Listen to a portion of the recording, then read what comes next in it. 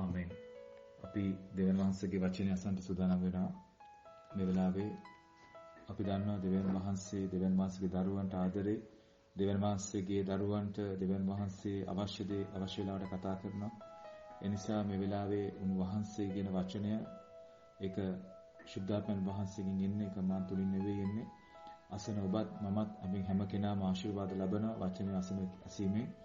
නිසා මේ වෙලාවේ සුදු බයිබලයේ සුදු ලූක් පොතේ විශේෂයෙන් අපි කියවන්ට යනවා 24 වෙනි පරිච්ඡේදයේ 13 වෙනි පදයේ සිට. සුදු ලූක් පොතේ 24 වෙනි පරිච්ඡේදයේ 13 වෙනි පදයේ සිට අපි කියවන්ට යනවා. අපි දන්නා මේ සුදු බයිබලයේ එක වචනයක් හරි තබා තිබෙන්නේ දෙවියන් වහන්සේගේ සැලැස්මක් පරිදි. හාලෙලූයා. දෙවියන් වහන්සේගේ සැලැස්ම පරිදි තමයි මේ වචනේ තබා තිබෙන්නේ. බලමු 13 වෙනි පදයේ සිට එම්මාවුස් ගෝලයන් දෙන්නාට ප්‍රකාශ වීම. එම්මාවුස් ගෝලයන් දෙන්නාට ප්‍රකාශ වීම. බලව ඔවුන්ගෙන් දෙදෙනෙක් ඒ දවසේම යෙරුසලමේ සිට දෙගව්වක් පමණ දුර වූ එම්මාවුස් නම් ගමකට යද්දී සිද්ධ වූ ඒ සියල්ල ගැන කතා කළෝය. තවද ඔවුන් කතා කරමින් විචාරමින් සිටියේදී යේසුස් වහන්සේම ඔවුන් ළඟට පැමිණ ඔවුන් සමග ගියසේක. දැන් අපි දන්නවා යේසුස් වහන්සේ මරණයටපත් වෙලා මේ සීමාව තුලදී ගෝලයන් දෙන්නෙක් ඔවුන් යෙරුසලමේ ඉඳන් එම්මාවුස් නම් වූ ගමට යමින් සිටිනවා. මේ යන වෙලාවේ ඔවුන් වෙච්ච දේවල් ගැන කතා බහ කරමින් සිටින වෙලාවක තමයි මේ සිද්ධිය සිදු වෙන්නේ. ඒ කියන්නේ මේ වෙලාවේ තවත් ඔවුන් කතා කරමින් ਵਿਚාරමින් සිටියේදී යේසුස් වහන්සේම ඔවුන් ළඟට පැමිණ ඔවුන් සමග ගියසේක. අන්න බලන්න ඊළඟට බලනවා 16 වෙනි පදේ බලනවා අපි. නමුත් ඔවුන් උන්වහන්සේ නාදුන් ලෙස ඔවුන්ගේ ඇස් පෑදී තිබුණේය. බැඳී තිබුණේය. නමුත් ඔවුන් උන්වහන්සේ නාදුන් ලෙස ඔවුන්ගෙන් ඇස් බැඳී තිබුණේය. මෙතන අපිට ගන්න දෙයක් තිබෙනවා.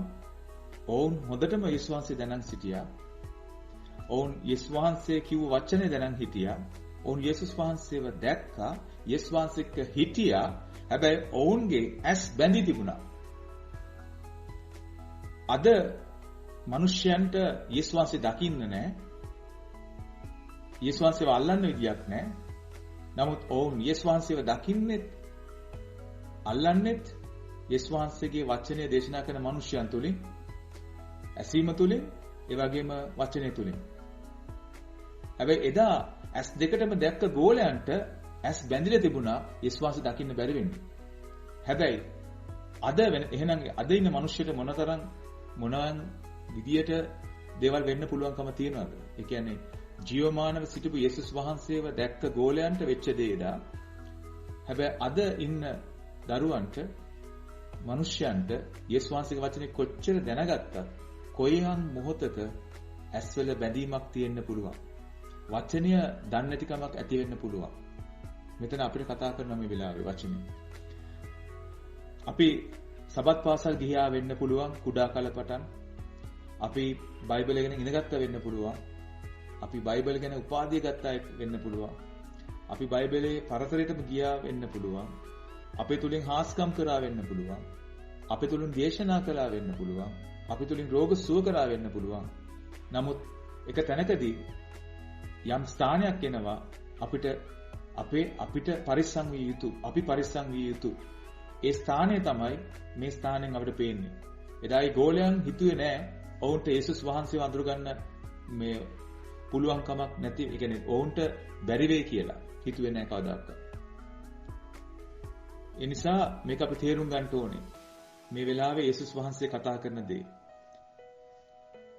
උන්වහන්සේ ඔවුන්ට කතා කොට නුඹලා කතා කර යන්නා වූ මේ කාරණා මොනවදයි ඔවුන්ගෙන් ඇසුස්සේක. යේසුස් වහන්සේ අහනවා ඔයගලන් කතා කර යන්නේ මොන වගේ කාරණා ගැනද කියලා. ඊට පස්සේ බලන්න ඔව්හු දුක්ඛිත මුහුණ වලින් යුක්තව නැවතුණෝය. ඔවුන් දුක්ඛිත මුහුණක්. ඔවුන් තුල දුක තිබුණේ. මොකද දන්නවා ඒගොල්ලන්. හැබැයි ඒගොල්ලන්ට දේශනා කළ තිබ්බ යේසුස් වහන්සේ දින තුනකින් නැගිටිනවා කියලා. ඉදිරි රාජ්‍ය කොහොමද වෙන්නේ කියලා තිබ්බා. හැබැයි මේ වෙලාවේ යේසුස් වහන්සේ මරණයටපත් වෙලා මේ සිදුවීමත් එක්ක මේ ගෝලයෝ දෙන්න දුක්ඛිතව ඉන්න වෙලාව. ඔවුන්ගෙන් ක්ලියෝපස් නම් එක්කෙනෙක් උන්වහන්සේට උත්තර දෙමින් මේ දවස්වලදී යෙරුසලමේ විදේශීව සිටමින් එහි සිදු වූ කාරණා නොදන්නේ නුඹ පමණක් දැයි උන්වහන්සේට කීවේය. දැන් බලන්න මේ ගෝලයන්ගෙන් එක්කෙනෙක් කියනවා යේසුස් වහන්සේට මේ යෙරුසලමේ මේ වෙච්ච කාරණාව ඔබ ඇයි දැනන් හිටියේ නැත්තේ? ඇයි ඔබ දන්නේ නැත්තේ? ඔබට ආරංචි නැද්ද? ඔබ විතරද මේ ගැන දන්නේ නැත්තේ කියලා ප්‍රශ්නයක් අහනවා යේසුස් වහන්සේගෙන්. හැබැයි බලන්න දැන් මොවුන් මේ ලෞකික ලෝකාකාරව තිබුණු සිදුවීමක් ගැන ඔබ දන්නේ නැද්ද කියලා යේසුස් වහන්සේගෙන් අහනවා මේ ගෝලය දෙන්න. විශේෂයෙන් මේ ක්ලියෝපස් කියන ගෝලයා අහනවා. හැබැයි ඒ ගෝලයෝ දෙන්න අවුරුදු 3මාරක් මේ පොළවේ සේවය කරපු යේසුස් වහන්සේ කියපු දේවල් ඒ කියපු යේසුස් වහන්සේ අතුරු ගන්න බැරි වෙලා ඉන්නවා. ඒක තමයි අපි දකින්නේ මේ පොළවේ ඉන්න මිනිස්සයා ලෝකයේ දැනුමෙන් සන්නද්ධ වෙලා ඉන්නේ. ලෝකයේ දින ආරංචි වලින් සන්නද්ධ වෙලා ඉන්නේ.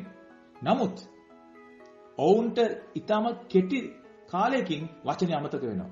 යේසුස් වහන්සේව අමතක යේසුස් වහන්සේ දකින්න බැරි වෙනවා ඒගොල්ලන්ට. මෙතන ඒ වගේ සිදුවීමක් තමයි ශුද්ධාපන් වහන්සේ මතක් කරන්නේ. ඒක අපේ ජීවිතවලදී අපි තර්ක කරන්න යන්න පුළුවන්. අපි ප්‍රශ්න කරන්න යන්න පුළුවන්. මොකද ලෝකේ දැනුම අපි අරගෙන. නමුත් යේසුස් වහන්සේගේ වචනේ අපිට අමතක වුණොත් මොකද සිද්ධ වෙන්නේ? අපිට යේසුස් වහන්සේව ඇත්ත යේසුස් වහන්සේ දකින්න බැරි වෙනවා. යේසුස් වහන්සේගේ සංවේදීතාවයත් එක්ක අපිට ලං වෙන්න බැරි වෙනවා. ශුද්ධාත්ම වහන්සේ අප තුළ ජීවත් වෙනවා. හැබැයි ශුද්ධාත්මයන් වහන්සේගේ සංවේදීතාවය අඳුර ගන්න බැරි වෙනවා අපි ලෝකෙත් එක්ක ගමන් කරාම. ඒතකොට ඊළඟට කාරණය මොන කාරණාවදයි උන්වහන්සේ උන්ගෙන් ඇසුස් එක. යේසුස් වහන්සේ දැන් ප්‍රශ්නයක් අහනවා. මොන කාරණාවද? එතන දැන් ඔන්න ඒ ගෝල දෙන උත්තර දෙනවා. ඔව් උන්වහන්සේට කතා කොට නාසරිය යේසුස් වහන්සේ ගැන කාරණාය. දැන් යේසුස් වහන්සේගේ කාරණා ගැන කතා කරනවා. උන්වහන්සේ දෙවියන් වහන්සේද මුළු සෙනගද ඉදිරිෙහි ක්‍රියාවෙහි කතාවෙහි බලවත් වූ අනාගත වක්තෘ කෙනෙක්ව සිටිසේක. දැන් මෙන්න යේසුස් වහන්සේ සිටිය කාලේ යේසුස් වහන්සේ ගැන දැක්ක දේ අහපු දේ සහ යේසුස් වහන්සේ කළපු දේවල් ගැන දැන් කතා කරමින් ඉන්නවා. මේ යේසුස් වහන්සේට ඔවුන් අඳුරන්නේ නැති යේසුස් වහන්සේට දැන් කියමින් ඉන්නවා. ඊට පස්සේ අපි නැවත කියමු උන්වහන්සේ දෙවියන් වහන්සේට මුළු සෙනගද ඉදිරියෙහි ක්‍රියාවෙහි කතාවෙහි බලවත් වූ අනාගත වක්තෘ කෙනෙක්ව සිටිසේක. නායක පූජකයෝද අපගේ මුලාදෑනියුද උන්වහන්සේ මරණයට පාවා දී කුරුසේ අනගැසුවෝය. නමුත් ඊශ්‍රායල් මුදා ගන්නට සිටි තැනන් වහන්සේ උන්වහන්සේයයි අපි බලාපොරොත්තු වෙනමු. දැන් මෙතන තියෙන මේ ප්‍රශ්නාර්ථයක් තියෙන්නේ. මේ ඊශ්‍රායල් මුදව ගන්නට ආපු බලාපොරොත්තු වුණා වූ ඒගොල්ලන් බලාපොරොත්තු වුණා වූ ගැලවුම්කාරයා කියන අදහසින් තමයි මේ ප්‍රකාශනය ඔහුගෙන් එළියට එන්නේ ගෝලයන් දෙන්නගෙන්. එපමණකුත් නොව මේ දේ සිද්ධ වී අදට 3 වෙනි දවසේ. දැන් වුන් තව එකක් කියනවා. මේක වෙලා අදට 3 වෙනි දවසේ. ඒ කියන්නේ දැන් වුන්ට මතකයක් තියෙනවා 3 වෙනි දවසේ නැගිටින්න ඕන කියන එක. යේසුස් වහන්සේ නැගිටින්න ඕන කියන එක. 3 වෙනි දවසේ කියලා ඒකක් කියනවා. ඒ කියන්නේ දැන් සැකය මුහුදු වෙමින් තියෙන කාලයක ඉන්නේ. ඒ කියන්නේ වුන්ට සැකයක් තියෙනවා මේ කිව්ව අනාගත වාක්‍ය. යේසුස් වහන්සේ ඉදිරි කාලේ වෙන්න යන්න කිව්වා වූ දේ ගැන වුන්ට සැකයක් තියෙනවා. දැන් ප්‍රියාදර සහෝදර සහෝදරිය හැම කෙනෙක්ටම මේ වෙලාවේ අපිට දැනුවත් වෙන්න ඕන කාරණයක් තමයි. බයිබලයේ මේ කාලේ අපිට කතා කරන වචනය පවා මේ ආකාරයෙන් තමයි අපිට තේරුම් යන්නේ. අපිට සැක සංකා ඇති වෙනවා. දැන් මේ කාලේ සැක සංකා කවුද හරියට කියන්නේ? මොනවාද කියන්නේ? දැන් මේ මෙතන කියනවා එපමණකුත් නොව මේ දේ සිද්ධ වී අදට 3 වෙනි දවසේ. එපමණකුත් නොව දැන් 3 වෙනි දවස. ඒ කියන්නේ සැකයක් මූදු වෙලා තියෙනවා. තාම යේසුස් වහන්සේ නැගිටලා නැහැ. මේ වගේ සැකයක් තමයි ඔවුන් තුල තියෙන්නේ. තවද අපේ සමාගම්කාර වූ සමහර ස්ත්‍රීහු අලුයම සොහොන්ගේ ළඟට ගොස් උන්වහන්සේගේ ශරීරය නොදක ඇවිත් ශරීරය දැකලා නැහැ. ඔවුන්ට ඒ කියන්නේ ඔවුන් හිතන්නේ වෙනත් ආකාරයකට. යේසුස් වහන්සේගේ නැගිටීම ඔවුන් වෙනත් විදිහට හිතලා තියෙන්නේ. ඒකද ඔවුන් දකින්න විදිහේ. ඔවුන්ට දර්ශනය වූ දේව දූතයන් උන්වහන්සේ ජීවත්ව සිටින සේකයි කී බව කියා අප විස්මිත කළෝය. අර බලන්න. දැන් ඒතර කියන්නේ උන්වහන්සේ ජීවත්ව සිටින සේකයි කියා බව කියා අප විශ්මිත කළෝය. අපි ඔය පුදුමයටපත් කළා. හැබැයි සැබෑ හරි ඇදහිල්ලෙන් හිටි ගෝලයක් නම් යේසුස් වහන්සේගේ සැබෑ ගෝලයක් නම් මේ වචනේ කියන්න බෑ.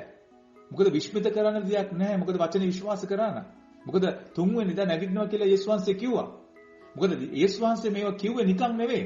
අද පොළොවේ ඉන්න මිනිසයන්ට වඩා හාස්කම් කරන්නා වූ යේසුස් වහන්සේ තමයි ඒක කිව්වේ. ඒ කිව්ව යේසුස් වහන්සේ දින 3කින් නැගිටිනවා කියලා කිව්වට පස්සේ මේ ඒ කිව්වා වූ සැබෑ වූ සැබෑ වූ ඒ වචනය විශ්වාස කරගන්න බැරි ගෝලයන් කියනවා දැන් මේ දේවදූතයන් කියපු කාරණෙත් එක්ක අපිව විශ්මිත කළා. ඇයි විශ්මයටපත් වෙලා තියෙන්නේ? ඒ එදා කිව්ව දේවල් විශ්වාස කළා නැහැ. ඒ නිසා අදටත් අපිට බලපානවා. අද වචනේ තියෙන දේවල් අපි විශ්වාස කරේ නැති වුණොත් මේ එදා මේ ගෝලයන් හිටපු ආකාරයෙන්ම තමයි අපි ඉන්නේ. ඒ වගේම අප සමග සිටියුන්ගෙන් සමහරෙක් සොහොන්ගේ ළඟට ගොස් ඒ ස්ත්‍රීන් කීලෙසම දුටුවෝය. ඒකත් සනාථ කරගෙන තියෙනවා. නමුත් ඔහු උන්වහන්සේ නුදුටුවෝය කිව්වෝය. දැකලා නැහැ. යේසුස් දැකලා නැහැ. එවිට උන්වහන්සේ වුන්ට කියනසේ ඔන්න යේසුස් දැන් කතා කරනවා. උන්වහන්සේට දැනෙන්නේ නැති මං මේ වගේ ගෝලියොත් එක්ක තමයි ඉඳලා තියෙන්නේ කියලා. අදටත් ඔබට මට ඔබ මාගේ ක්‍රියාව දැකලා යේසුස් වහන්සේ මොන වගේ හිතනවද දන්නේ නැහැ. අපි ප්‍රශ්නයක් වුණාම යාඥා කරනවා විස්තුම හොයලා. අපිට මොන හරි දෙයක් ලබා ගන්න ඕන අපි යාඥා කරනවා. හැබැයි යේසුස් වහන්සේ මේ ගෝලයන්ව කැඳෙව්වේ මොකටද? උන්වහන්සේගේ වැඩේ කරන්න. උන්වහන්සේගේ දේ රැගෙන යන්න ඉස්සරහට. හැබැයි මේ සිදුවීම මේ කාල සීමාව තුලදී මේ ගෝලයන් හැසිරෙන ආකාරය හරි වෙනස්. මම මේක උන්වහන්සේ තුල මට කියන්නේ මේක මටත් ඔබටත් හැම කෙනාටම බලපානවා. යේසුස් වහන්සේ අප දිහා බලන් ඉන්නවා. අපේ ක්‍රියාකාරීත්වය මොන වගේද තියෙන්නේ කියලා. හරියට මේ වෙලාවේ මේ ගෝලයන් හැසිරෙන්නේ යේසුස් වහන්සේගේ ගෝලයන් විදියට නෙවෙයි. හරියට නිකන් වෙයිද නැද්ද කියන වගේ දෙයක් බලාගෙන කිසිම විශ්වාසයක් ඇදහිල්ලක් නැති මිනිසයන් වගේ තමයි කතා කරන්නේ. දැන් බලන්න යේසුස් වහන්සේ මේගොල්ලන්ට දෙන උත්තරය මොකක්ද කියලා. දැන් තමුන්ගේම ගෝලයන්ට කතා කරන මොන විදියටද කියලා. අඥානෙනි. කෙලිම කියන අඥානෙනි. අනාගත වක්තෘ විසින් කියන ලද සියල්ල විශ්වාස කරන්න ප්‍රමාද සිත් ඇත්තෙනි. අනාගත වක්තෘවරුන් විසින් කියන ලද සියල්ල විශ්වාස කරන්නට ප්‍රමාද සිත් ඇත්තෙනි. අනාගත වාක්‍ය සුළු කරන්නා වූ මිනිසයන්ට කවදාකවත් ඊළඟ ඉදිරියක් නැහැ බව ඇති බව අපි දන්නවා. උන්වහන්සේගේ වචනේ සඳහන් වචනයට විරුද්ධව වැඩ කරන මිනිසයන්ට උත්තරයක් නැති බව අපි කවුරුත් දන්නවා. කෙලිම යේසුස් වහන්සේ කියන්නේ ඒකයි අඥානයි. යම් කෙනෙක් අනාගත වක්තෘන්ට විරුද්ධව වැඩ කරත් අනාගත වක්තෘන්ගේ වචන විරුද්ධව වැඩ කරත් අනාගත වක්තෘන්ගේ විසින් කිව්ව වචනය බොරුවයි කියලා කියනවනම් ඒක නා අඥානයක් වශයෙන් තමයි යේසුස් සඳහන් කරන්නේ. කෙලිම යේසුස් වහන්සේ කියනවා අඥානෙනි. අනාගත වක්තෘ විසින් කියන ලද සියල්ල විශ්වාස කරන්ට ප්‍රමාද සිත් ඇත්තෙනි. ප්‍රමාද සිත් ඇත්තෙනි. ක්‍රිස්තුස් වහන්සේ ඒ දේ විදලාම සුවකීය මහිමයට පැමිණෙන්න යුතුව තිබුණා නොවේද කියා මෝසෙස්ගෙන්ද සියලු අනාගත වක්තෘගරුන්ගෙන්ද පටන්ගෙන සියලු ලියවිලි වල තමන් ගැන තිබුණු කාරණා ඔවුන්ට තෝරා දුන්සේක. එකක් නෑර යේසුස් වහන්සේ තෝරා දුන්නා. හාලෙලූයා. හාලෙලූයා. ඔබේ මගේ ජීවිතේට උන්වහන්සේ හැමදේම තෝරා දෙන්න යනවා. අද දවසේ ඔබත් මමත් අඥානෙක වශයෙන් ඉන්නවා නම් උන්වහන්සේ ලෑස්ති අපගේ ජීවිතය පරිවර්තනය කරන්න. අපේ ජීවිතය පරිවර්තනය කරන්නේ වගකීම තිබෙන්නේ අපේ අතේ. හැබැයි අපි දෙන්න ඕනේ. අපි හිතන්න බෑ අපි අවුරුදු ගණන් හිටපු ක්‍රිස්තියානිකාරයෙක් කියලා අපි හැමදාම යාඥා කරා කියලා මේවා උත්තරයක් කියලා අපිම සනසා ගන්න පුළුවන්. නමුත් සැබෑ වචනයත් එක්ක ගමන් කරමින් උන්වහන්සේ දිනපතා කතා කරන වචනයෙන් අපි ඒ වචනයත් ලෝකේ මිනිස්සු කතා කරන දේ වචනෙත් අතර මධ්‍යස්ථකාරයෙක් ඉන්නවද? එහෙම නැත්නම් දෙවියන් වහන්සේගේ වචනේ ප්‍රකාරයෙන්ම ජීවත් වෙන මිනිස්සෙක් වෙනවාද? එදා ගෝලයෝ ජීවත් වුණේ ලෝකාකාර විදියට මේ ස්ථානයේදී. ලෝකයේ මිනිස්යන් කතා කරන වචන අවිශ්වාස වචන වලින් කතා කරේ. ඒකයි යේසුස් වහන්සේ අඥානයි කියලා කතා කරේ. ඒ නිසා අපි මේ වෙලාවේ අපි දකින්න ඕනේ අපිට පේන්න ඕනේ මේ වෙලාවේ උන්වහන්සේ අපිට කතා කරන දේ. අපි අඥානයි කියලා අපිට කතා කර කමන්නේ යේසුස් වහන්සේ. හැබැයි අදයි දවස. අද මේ වෙලාවේ අපිට වෙනස් කරගන්න පුළුවන්. අපි යම් ස්ථානයක ඉන්නවනම් අද අපිට වෙනස් කරගන්න දවස. අපිට තවමත් කල් තිබෙනවා. මොකද යේසුස් වහන්සේ මේ ගෝලයන් දෙන්න වෙනස් කරගන්න යේසුස් වහන්සේට අවශ්‍ය වුණා. මොකද ඉදිරි කාලේ යේසුස් වහන්සේගේ වචනේ අරන් යන්නේ මේ ගෝලයන්. හලෙලූයා. මොකද යේසුස් වහන්සේ දන්නවා යේසුස් වහන්සේ ස්වර්ගයට යන කාලය ළඟයි කියලා. අද දවසේ යේසුස් වහන්සේ මේ පොළොවට එන ළඟයි. හලෙලූයා. යේසුස් වහන්සේ මේ පොළොවට එන ළඟ වෙනකොට තවත් අපි අඥානයෙන් වශයෙන් වැඩ කරනවාද? අපි වෙනස් වෙන්න ඕනේ. හලෙලූයා. ඒ නිසා අපි වෙනස් වෙන්න කාලය ඇවිල්ලා තිබෙන්නේ. බලමු අපි අවසාන ඉක්මනින් ගමන් කරමු. මේ ස්ථානයේ තියෙනවා ඔහු මේ සියලු දේවල් යේසුස් වහන්සේ කියලා දුන්නා. ඔහු යන්ට ගිය ගමට ලං වුණෝය. උන්වහන්සේ වනාහි වඩා දුර යන්නක් මෙන් දැක්වූසේක. යේසුස් වහන්සේ වඩා දුර යන්නක් මෙන් දැක්වූසේක. නමුත් ඔහු දවස බොහෝ ගත වී සවස් වේගෙන එන බැවින් බලන්න මේ ස්ථානයේ උන්වහන්සේ ශුද්ධාත්මයන් වහන්සේ කතා කරන වචනයක්. ඔබගේ මගේ ගමන කෙටි දුරක් වෙන්න පුළුවන්. හැබැයි උන්වහන්සේ ඒ ගමන දුරස්ත ඒක දුර ගමනක් බරපත් කරනවා අපිට හරියට අඥානෙක් වශයෙන් වෙන්නේ නැතුව ප්‍රඥාවන්ත වැඩ කරන තත්ත්වයට ගෙනකම්. ඒ නිසා ප්‍රියාදර සහෝදර සහෝදරිය ශුද්ධාත්මයන් වහන්සේ කතා කරනවා ඔබගේ යන්න තියෙන දුර කෙටි වගේ පේන්න පුළුවන්. නමුත් උන්වහන්සේගේ වැඩේ කරගන්න තුරු උන්වහන්සේක දුර ගමනක් බවට පත් කරනවා. හලෙලූයා. ඒ නිසා මේ දේ මොකද උන්වහන්සේ හැම දෙයක් අපේ ආදරයට කරන්නේ. ඒ නිසා ඔබගේ මගේ ජීවිතයේ ගමන ළඟයි වගේ පෙවුනට ඒක දුර වෙන්නේ අපේ තියෙන අඥානකම නිසා. ඒක අපි වෙනස් කරගන්න අවශ්‍යයි. ඒ නිසා සමස් වෙගෙන එන බැවින් අප සමග නැවතුණු මැනවයි කියා උන්වහන්සේට උදක්ම පෙරත්ත කළෝය. උන්වහන්සේ ඔවුන් සමග නවතින්ට ඇතුළට ගියසේක. තවද උන්වහන්සේ ඔවුන් සමගට කෑමට වාඩි වූ කල්හි එතන බලන්න මෙතන සිද්ධියක් සිද්ධ වෙනවා. යේසුස් වහන්සේ මේ සෑම දෙයක්ම කියලා යේසුස් වහන්සේ ඕන යන්න තිබ්බා. යේසුස් වහන්සේ කිව්වේ නෑ මම ඔයගලන් එක නවතින්නම් කියලා. හැබැයි මේ ස්ථානයේදී ගෝලයන්ට යම් ආකාරයකට ඉවක් ආවා, සංවේදීතාවයක් ආවා, ඔවුන්ට පෙරත්තයක් ආවා හිතින් අපි මේ මිනිස්යාට ඒගොල්ලන්ත් එක්ක නවත්තන් ගන්නට එන්න දෙන්න ඕනේ කියලා. ඒක ක්‍රියාවක්. ඒ වගේ තමයි අපේ ජීවිතේ ක්‍රියාව සිද්ධ වෙන්නේ. අපි ආත්මිකත්වය තුළට අපි ක්‍රියාවක් කළ යුතුමයි අපි ඒ තුළට ගමන් කරන්නේ. ඒක ඉබේ වෙන දෙයක් නෙවෙයි. දැන් මේ වෙලාවේ මේ ගෝල දෙන්න යේසුස් වහන්සේට කියනවා. පෙරත්ත කරනවා. උන්වහන්සේට ඉන්න කියලා පෙරත්ත කරනවා. ඒ නිසා යේසුස් වහන්සේ ඉන්නේ. උන්වහන්සේ ඔවුන් සමග නවතින්න ඇතුළට ගියසේක.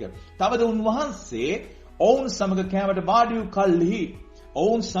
වූ කල්හි රොටි රැගෙන ආශිර්වාද කොට කඩා ඔවුන්ට දුන්සේක. හලෙලූයා. රොටි රැගෙන ආශිර්වාද කොට කඩා ඔවුන්ට දුන්සේක. අන්න ඊළඟ සිද්ධ වෙන්නේ මොකක්ද? එකල ඔවුන්ගේ ඇස්සරි ඔහු උන්වහන්සේ ඇඳගත්තෝය. හලෙලූයා. එදා ආදම් සහ ඒවගේ ඇස් වැහුණා. ඔවුන්ගේ ආත්මික ඇස් වැහිලා මානසික ඇස් විවෘත වුණා. මේ වෙලාවේ මේ මානසික ඇස් විවෘත වුණාම තමයි ඔවුන්ට ඔවුන්ගේ නග්න බව පෙවුනේ. ඔවුන් නිරෝධයෙන් ඉන්නවා කියලා පෙවුනේ. එතකන් ඔවුන් දැක්කේ නෑ ඒක. දැන් මේ වෙලාවේ මොකද වුනේ? මේගොල්ලන් හිටියේ දැන් මොන්ගේ මානසික ඇස් මේගොල්ලන්ගේ ආත්මික ඇස් වැහිලා මානසික ඇස් වලින් හිටියේ මේ මිනිස්යන් දෙදෙනා, ගෝලයන් දෙදෙනා. හැබැයි මොන්ගේ ආත්මික ඇස් විවෘත වුණා. ඔවුන් යේසුස් වහන්සේව අඳුරගත්තා. හලෙලූයා. ඒ නිසා අවසාන වශයෙන් අපි කියමු අන්න යේසුස් වහන්සේව අඳුර ගන්නකම් යේසුස් වහන්සේ උන් දෙක්ක හිටියා. ඊට පස්සේ කියනවා එවිට උන්වහන්සේ ඔවුන්ට නොපෙනී ගියසේක. හලෙලූයා. යේසුස් වහන්සේ අපිව අතාරින්නේ නැහැ. යේසුස් වහන්සේ අපිත් එක්ක ඉන්නවා. ඒ නිසා අපි මේ වෙලාවේ යාඥා කරමු දෙවියන් වහන්සේට, ස්තුති කරමු උන්වහන්සේ දවසේ අපි කතා කරපු වචනය අපේ ජීවිතවල